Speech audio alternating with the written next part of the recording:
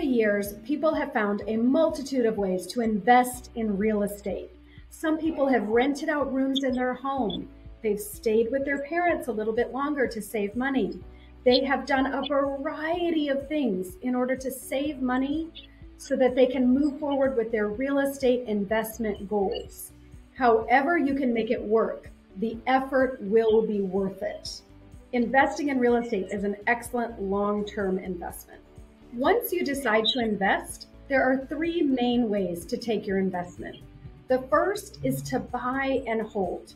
That is the most common. Moving into your home, holding onto it to gain that equity. Over time, you'll realize that appreciation and equity.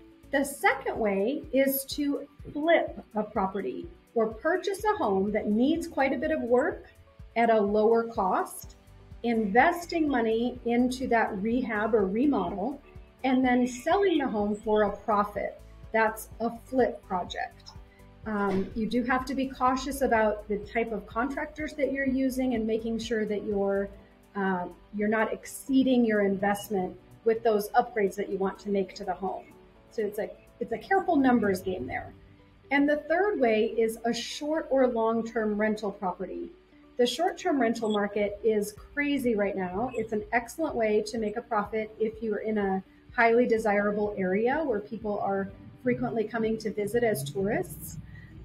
It's important to have a good property management company if you're not managing it yourself, and just to be cautious of a few things like the HOA rules and regulations that might limit your ability to rent for a specific amount of time in that area. So those are three great ways to invest in real estate and gain that appreciation over time. I am Andrea Crouch with the Crouch Group at eXp Realty. Give us a call to talk about any investing.